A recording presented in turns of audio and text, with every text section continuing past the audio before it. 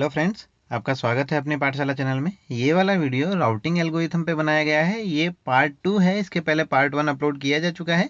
आप लोगों ने अगर नहीं देखा है तो वो वाला वीडियो देख सकते हैं। इस वाले वीडियो के अंदर शॉर्टेस्ट पाथ राउटिंग और फ्लडिंग, ये दोनों राउटिंग एल्गोरिथम के ही पार्ट हैं। दोनों टाइप्स है राउटिंग एल्गोरिथम के, इनके ऊपर डिस्कशन किया गया है। कैसे इन पे क्वेश्चंस बेसिकली पूछे जा सकते हैं, कैसे ये परफॉर्म करती हैं, वर्किंग इनकी किस तरीके से होती है, वो सारा यहाँ पे हमने डिस्कस किया है। चैनल अगर आप लोगों ने सब्सक्राइब नहीं किया है तो चैनल सब्सक्राइब जरूर से कर लीजिएगा। नोटिफिकेशन इनेबल कर लीजिएगा बेल आइकन पे क्लिक करके, ताकि आगे आने वाले वीडियोज़ की नोटिफिकेशन आपको मिलते रहें। इस वाले वीडियो को स्टार्ट करते हैं। शॉर्टेस्ट पाथ राउटिंग की अगर हम बात करें, नाम से जैसे समझ में आ रहा है कि शॉर्टेस्ट पाथ राउटिंग के लिए जो शॉर्टेस्ट पाथ, सबसे छोटा वाला पाथ जो होगा वो यहाँ पे चूज किया जाता है। अच्छा, ये वर्क कैसे करती है वो एक बार देख लेते हैं हम। शॉर्टेस्ट का मतलब ये ध्यान रखिएगा कि सबसे छोटा। For any router at initial level of forwarding a packet, all routers distance is by default set to unknown। मतलब इसको ऐसे समझिएगा कि जैसे मान के चलें कि 10 राउटर हैं एक नेटवर्क के अंदर, तो स्टार्टिंग में क्या होगा कि हर राउटर के लिए जितने भी राउटर्स है बाकी के, उन सबकी डिस्टेंस इन्फिनिटी है या फिर अननोन है, जिसको वो लोग नहीं जानते हैं कि कितने कितने डिस्टेंस पर उनको रखा गया है।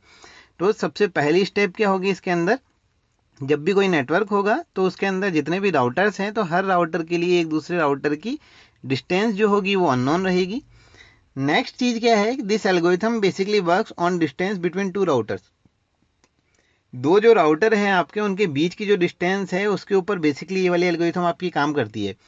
क्योंकि यहाँ पे हम नाम से जैसे समझ पा रहे हैं, शॉर्टेस्ट पाथ मतलब डिस्टेंस को यहाँ मेजर करने की बात चल रही है। नेक्स्ट पॉइंट अगर देखें, select shortest distance after comparing with others. मतलब यहाँ पे होगा क्या कि अगर एक राउटर से दूसरे राउटर पे आपको पैकेट फॉरवर्ड करना है तो किया क्या जाता है, पहले राउटर्स जो है उनकी डिस्टेंस चेक की जाती है, उस डिस्टेंस को कंपेयर किया जाता है। कंपेयर करने के बाद में उनमें जो सबसे छोटी डिस्टेंस होती है वो यूज में ले ली जाती है। नेक्स्ट अगर देखें तो नेक्स्ट है आपका forward packet to the next router with minimum distance. सबसे कम वाली जो डिस्टेंस होगी वहां पे उस डेटा पैकेट को फॉरवर्ड किया जाता है। अच्छा देखो, ये जो है राउटिंग एल्गोरिथम, ये हम लोगों ने पहले वाले वीडियो में डिस्कस किया था कि कुछ एल्गोरिथम्स होती है जो अपने आप को चेंज नहीं कर पाती, या फिर जिनको स्टैटिक कहा जाता है, नॉन अडेप्टिव कहा जाता है। तो ये उन्हीं में से एक है। यहाँ पे होगा क्या कि पहले नंबर पे सबसे पहले एक पाथ बना के रख दिया जाएगा, बाद में जितने भी पैकेट्स होंगे वो हमेशा उसी पाथ को फॉलो करेंगे। तो यहाँ पे हम देखें तो पाथ कौन सा सेलेक्ट किया जाना है, नेक्स्ट जो राउटर्स होंगे किसी भी एक सिंगल राउटर के बाद वाले जो राउटर्स होंगे उनकी डिस्टेंस कंपेयर की जाएगी। जिसकी डिस्टेंस सबसे कम होगी उस डिस्टेंस वाले पैकेट पे, मतलब उस वाले राउटर पे एक पैकेट सेंड कर दिया जाएगा। या फिर हम बोल सकते हैं कि उस डेटा को या फिर उस राउटर के रूट को, जो राउटर X से राउटर Y के बीच की जो मिनिमम डिस्टेंस हमको मिली, उसको एक पाथ मान लिया जाता है।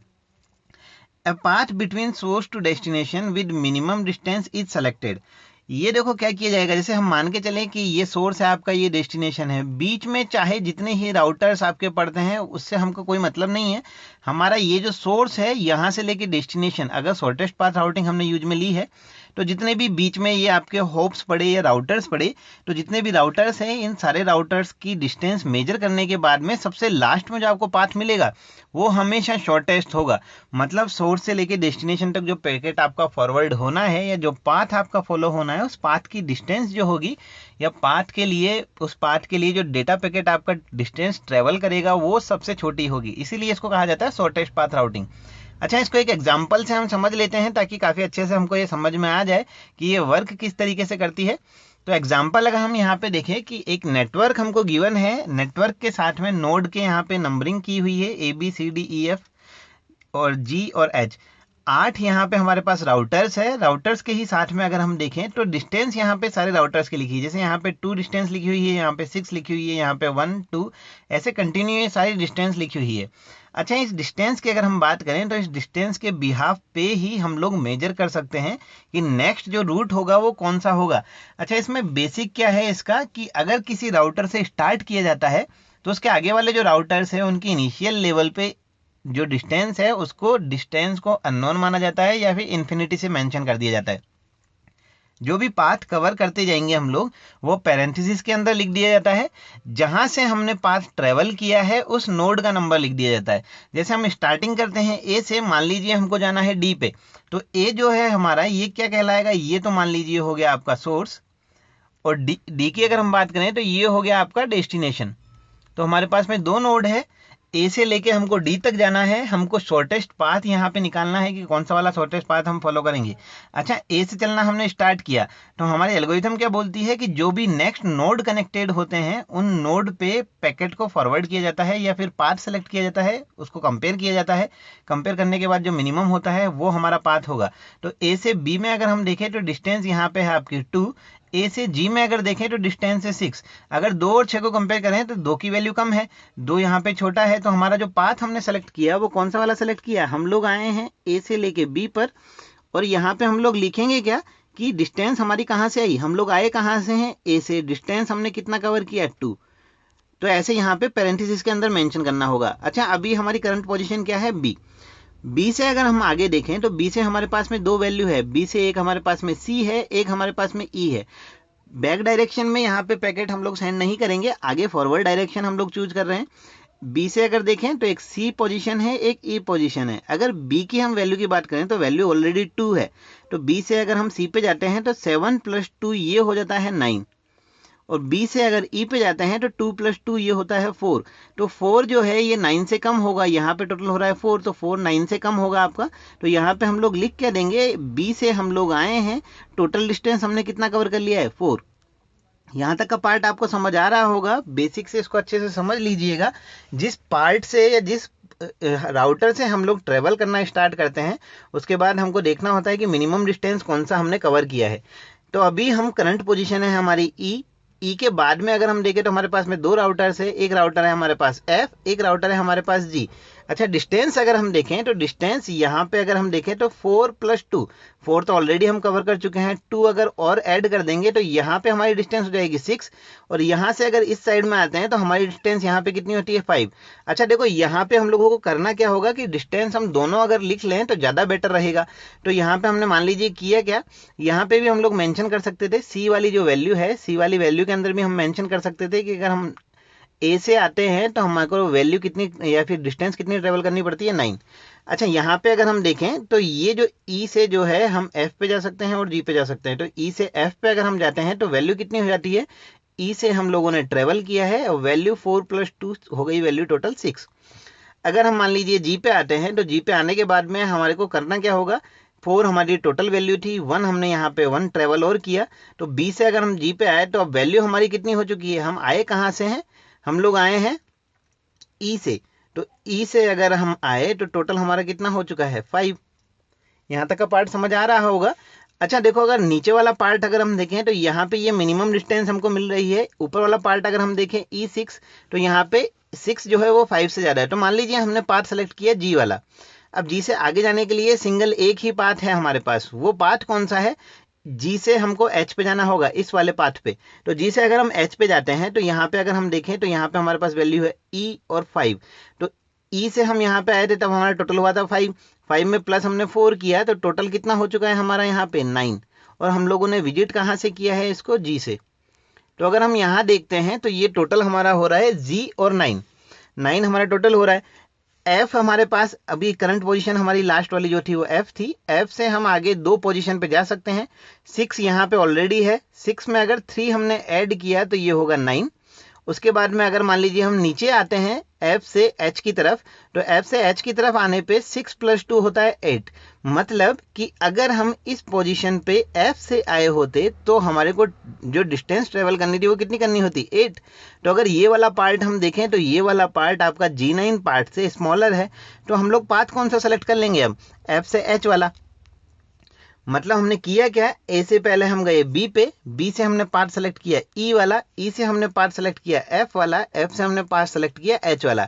एच से अगर हम आगे देखते हैं तो आगे हमारे पास में वैल्यू है 2। अगर 8 में 2 प्लस करते हैं तो यहाँ पे हमारे पास में वैल्यू आ जाती है 10, और हमने ट्रेवल कहाँ से किया है, एच से, H10। सेम कॉन्सेप्ट अगर हम इधर लगाएं तो यहाँ पे हम जब एफ से आ रहे थे तो एफ वाली वैल्यू भी थी हमारे पास में 9, और ए वाली वैल्यू भी थी हमारे पास में, सॉरी यहाँ पे होगा बी, यहाँ पे बी होगा। तो यहाँ पे ये वाली वैल्यू भी थी हमारे पास में, 2 तो ऑलरेडी था हमारे पास, 7 हमने जब प्लस किया तो ये हो चुका था 9।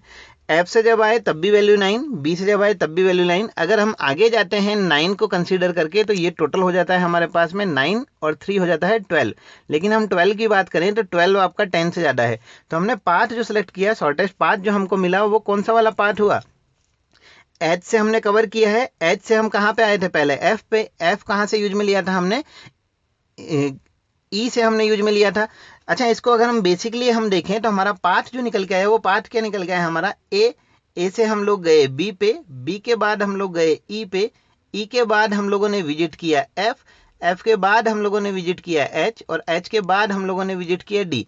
अगर डिस्टेंस हम यहाँ पे लिखें तो ए से बी जो था उसकी डिस्टेंस थी 2, बी से ई की जो डिस्टेंस थी वो भी थी 2, ई से एफ की जो डिस्टेंस थी वो भी आपकी 2 है, एफ से एच की जो डिस्टेंस है ये भी आपकी 2 है, और एच से डी की जो डिस्टेंस है ये भी आपकी 2 है। तो टोटल नंबर ऑफ टाइम जो आपका 2 आ रहा है वो 5 टाइम आ रहा है। तो टोटल यहाँ पे कितना आपका निकल के है 10। तो जो वैल्यू आपको मिली वो है 10। आप लोगों का पाथ जो निकल के आया वो पाथ क्या है, A to B, B to E, E to F, F to H and H to D. अब आपके जितने भी पैकेट फॉरवर्ड होने हैं इस नेटवर्क के अंदर सोर्स से डेस्टिनेशन में, वो हमेशा इसी पाथ को फॉलो करेंगे। अच्छा, ये जो शॉर्टेस्ट पाथ राउटिंग है इसमें कई बार बैक ट्रैकिंग की जरूरत भी पड़ती है, तो वो हम नेक्स्ट एग्जाम्पल में एक बार देख लेंगे। इस वाले के अंदर खाली इतना ही हमको समझना है कि वर्किंग किस तरीके से होती है, नोड की नंबरिंग हम किस तरीके से करते हैं, पाथ जो होते हैं उनको कंपेयर किस तरीके से करते हैं। जो आंसर हमारे पास यहाँ पे निकल के आया वो आंसर क्या है, ए टू बी हमको जाना है, बी टू ई जाना है, ई के बाद एफ पे जाना है, एफ के बाद एच पे जाना है, और एच से सबसे लास्ट डेस्टिनेशन डी पे जाना है। तो हमारा जो पाथ निकल के आया वो पाथ हमको मिल चुका है। यहाँ तक आपको समझ आया होगा कि शॉर्टेस्ट पाथ राउटिंग का वर्क किस तरीके से होता है, ये एल्गोरिथम काम किस तरीके से करती है। पाथ जो होगा वो पाथ डिसाइड करने के बाद, एक बार पाथ डिसाइड हो चुका है, पाथ डिसाइड करने के बाद जितने भी राउटर्स हैं उनकी टेबल अपडेट कर दी जाती है। मतलब अब क्या होगा कि ए जो है उसकी टेबल में डाला हुआ है बी, कि डेटा जाएगा तो बी पे ही जाएगा, बी की टेबल में डाला हुआ है ई, तो डेटा जाएगा तो बी के बाद ई पे ही जाएगा। ऐसे पूरी की पूरी टेबल्स इनकी अपडेट कर दी जाती है। तो जब भी नेक्स्ट पैकेट अब सेंड किया जाना है ए से डी पे, तो वो इसी पाथ को फॉलो करेगा हमेशा। तो यहाँ तक का पार्ट आपको समझ आया होगा, ये था शॉर्टेस्ट पाथ राउटिंग। नेक्स्ट जो है वो है आपका फ्लडिंग। तो फ्लडिंग एक बार हम देख लेते हैं। अच्छा, फ्लडिंग जो है ये नाम से हमको समझ आ रहा होगा, फ्लड मतलब क्या कि जो आपके पैकेट्स हैं उन पैकेट्स को फ्लड कर दिया जाता है। अच्छा, फ्लड देखो कैसे किया जाएगा, एक अगर मान लीजिए सोर्स राउटर है, उससे कनेक्टेड जितने भी राउटर्स होंगे उन सारे राउटर्स पे डेटा को सेंड कर दिया जाता है। तो यहाँ पे हम देखें, each router must have the details of its adjacent routers, मतलब हर राउटर के पास अपने कनेक्टेड राउटर्स की सबकी डिटेल होनी चाहिए। नेक्स्ट अगर देखें, send data packet to all router expect the one from where the data packet came, मतलब जिस राउटर से डेटा पैकेट आया है और आगे जितने भी राउटर उससे कनेक्टेड है, सारे के सारे राउटर्स पे डेटा पैकेट सेंड कर दिया जाता है। वो जो पैकेट होगा वो सब पे सेंड कर दिया जाएगा, बस उस पे सेंड नहीं किया जाएगा जहां से वो पैकेट करंट राउटर पे आपका आया था। नेक्स्ट अगर देखें, too many duplicate packet will be received to the destination end. Normal सी बात है कि अगर हर राउटर जो है वो आगे पैकेट सेंड करता चला जाएगा तो जो पैकेट्स होंगे उन पैकेट्स के डुप्लीकेट पैकेट भी रिसीव होंगे सामने वाले राउटर्स को, तो काफ़ी सारे डुप्लीकेट पैकेट वहाँ पे बन जाते हैं। नेक्स्ट अगर देखें, to eliminate the duplicate packet counter can be used at hops. Hops जो होते हैं आपके वो राउटर्स को कहा जा सकता है, एक सिंगल पॉइंट जो है उसको होप कहा जा सकता है, with a logic to decrement counter by 1 when packet arrives. अच्छा, इसको ऐसे समझिएगा, जैसे मान लीजिए ये हमारे पास में एक नेटवर्क है, यहाँ पे से पैकेट को हमने आगे सेंड कर दिया है, इन दोनों पे पैकेट सेंड हो चुका है, यहाँ से फिर आगे सेंड होगा पैकेट, इस पे भी सेंड होगा, इस वाले पे भी सेंड होगा, यहाँ से भी पैकेट इस वाले पे सेंड होगा और इस वाले पे भी सेंड होगा। अब हम देखें तो यहाँ वाले राउटर ने भी इस पे पैकेट सेंड किया है और यहाँ वाले राउटर ने भी इस वाले पे पैकेट सेंड किया है। तो एक जो पैकेट था जो यहाँ से सेंड किया गया था, पहले यहाँ पे आया फिर यहाँ पे, और इन दोनों ने भी इस पे भेज दिया, तो यहाँ पे 2 टाइम पैकेट आ चुका है। तो डुप्लीकेट जो पैकेट है वो डुप्लीकेसी यहाँ पे अराइज हो चुकी है। इस डुप्लीकेसी को हटाने के लिए किया क्या जाएगा कि जैसे मान लीजिए यहाँ से कोई पैकेट सेंड किया जाना है, तो यहाँ से उसके काउंटर को डिक्रीमेंट कर दिया जाए, मतलब एक काउंटर सेट कर दिया जाए, नंबर ऑफ होप या नंबर ऑफ राउटर जितना वो कवर करें उस पर उनको डिक्रीमेंट करते चले जाएं। जैसे ये मान के चलें कि 10 राउटर टोटल कवर होने एक पैकेट के थ्रू, तो हर राउटर पे उसको एक माइनस कर दिया जाए, तो जो शॉर्टेस्ट पाथ वाला होगा वहां से तो पैकेट पहुंच जाएगा। लेकिन अगर मान लीजिए 10 से ज़्यादा कोई राउटर कवर कर लेता, जैसे कोई 11 राउटर कवर कर लेता, तो पैकेट पहुंचने से पहले डेस्टिनेशन पे डिस्कार्ड कर दिया जाएगा। ये आपका सिंपल सा लॉजिक है फ्लडिंग का। अच्छा, बात ये आती है कि जब पैकेट की डुप्लीकेसी यहाँ पे होती है, डुप्लीकेट पैकेट जनरेट होते हैं, तो फ्लडिंग को यूज में क्यों लें? तो इसके कुछ इंपॉर्टेंट व्यूज भी हैं, हम बोल सकते हैं कि कुछ कॉन्सेप्ट हैं जो इंपॉर्टेंट हैं, तो वो देख लेते हैं एक बार। Flooding have some important usages. Important use अगर हम इसके देखें तो पहला इंपॉर्टेंट यूज इसका ये है, first it ensure that a packet is delivered to every node in the network. मतलब पहला क्या कि ये इंश्योर करता है कि जितने भी नेटवर्क के अंदर आपके राउटर्स हैं या जितने भी नोड हैं, उन सारे नोड पे वो वाला पैकेट 100% श्योर रिसीव होगा।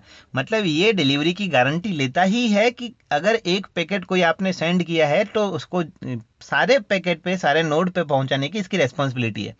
पहली चीज तो ये इसकी इंपॉर्टेंट है, मतलब इसका यूज है एक तरीके से, अगर मान लीजिए कि कोई डेटा पैकेट किसी वायरलेस नेटवर्क के अंदर सबको सेंड करना है, सबको डिलीवर करना है, तो वहां पे फ्लडिंग यूज में ली जा सकती है। अच्छा, सेकंड जो चीज इसकी आती है, जो सेकंड इसका यूज है वो है second, flooding is tremendously robust. Robust की अगर हम बात करें तो ये हर सिचुएशन में काम करने को तैयार है, मतलब इसको हर सिचुएशन में यूज में लिया जा सकता है। Even if a large number of routers are blown to bits, flooding will find a path if one exist to get a packet to its destination. अच्छा, इसको ऐसे समझिएगा कि जैसे मान लीजिए कि कोई मिलिट्री की एक वेबसाइट है, मिलिट्री की एक वेबसाइट यूज में ली जा रही है, कोई प्रॉब्लम कोई अकर हुई, मान लीजिए कोई कंट्री थी, उस कंट्री का पूरा नेटवर्क जो था वो नेटवर्क पूरा का पूरा बंद हो चुका है। अगर वहां पे फ्लडिंग एल्गोरिथम यूज में ली जाए तो फ्लडिंग के अंदर क्या होता है कि एक होप हम लोग यूज में ले सकते हैं, मतलब एक ऐसे बोल सकते हैं कि पैकेट डिलीवरी के चांसेज वहां पे बढ़ जाते हैं। क्यों? क्योंकि फ्लडिंग करेगी क्या कि जितने भी उसको नेटवर्क के अंदर जितने भी होप मिलेंगे, वो सारे के सारे होप पे उस इंफॉर्मेशन को डिलीवर करती चली जाएगी। मतलब उसको ये नहीं देखना है कि कहाँ पे ब्लॉक है, कहाँ पे कौन सा प्रोटोकॉल है, कहाँ पे डेटा सेंड करना है, कहाँ नहीं करना है, ऐसा कुछ भी इसमें नहीं देखा जाता है। बस इसमें किया क्या जाता है कि डेटा को आगे सेंड करते चले जाते हैं। मतलब कि कुछ चांसेज है कि अगर पूरा नेटवर्क डाउन भी हो जाता है, आपका नेटवर्क काम नहीं कर रहा है, तो जहां से भी इसको आगे पैकेट सेंड करने के लिए कोई सा भी होप मिलेगा, कोई सा भी इसको राउटर मिलेगा, तो वहां पे उस राउटर को यूज में लेके डेटा पैकेट को आगे सेंड कर देती है। अच्छा, ये जो दोनों की दोनों एल्गोरिथम्स हैं ये स्टैटिक की कैटेगरी में आती है, मतलब जो पाथ होगा आपका वो पाथ ये फॉलो करेंगी। फ्लडिंग जो है, फ्लडिंग के अंदर सारे के सारे राउटर्स पे डेटा सेंड किया जाता है, सिर्फ एक राउटर को छोड़ के जहां से डेटा इसके पास आया है, मतलब बैकवर्ड डायरेक्शन में डेटा नहीं जाएगा। तो ये दोनों जो थे ये राउटिंग एल्गोरिथम के पार्ट थे। इसके अलावा जो नेक्स्ट राउटिंग एल्गोरिथम है वो जल्दी कोशिश की जाएगी अपलोड करने की। ये इंटरव्यू के पॉइंट ऑफ व्यू से भी इंपॉर्टेंट है, एग्जाम के पॉइंट ऑफ व्यू से भी इंपॉर्टेंट है। क्वेश्चंस जो है कहीं से भी इसमें पूछे जा सकते हैं, बेसिक क्वेश्चंस पूछे जा सकते हैं, वर्किंग से रिलेटेड क्वेश्चन पूछे जा सकते हैं। तो यहाँ तक का पार्ट आपको समझ आया होगा। चैनल अगर आप लोगों ने सब्सक्राइब अभी तक नहीं किया है तो चैनल सब्सक्राइब जरूर से कर लीजिएगा। वीडियो अगर पसंद आता है तो लाइक जरूर कीजिएगा, फ्रेंड्स के साथ में शेयर जरूर कीजिएगा। फेसबुक पेज का लिंक आपको डिस्क्रिप्शन बॉक्स में मिल जाएगा, तो फेसबुक पेज भी हमारा लाइक कीजिएगा, ताकि कुछ इन्फॉर्मेशन अगर हम शेयर करें तो आपको इन्फॉर्मेशन मिल जाए। हमसे जुड़े रहिएगा। Thank you.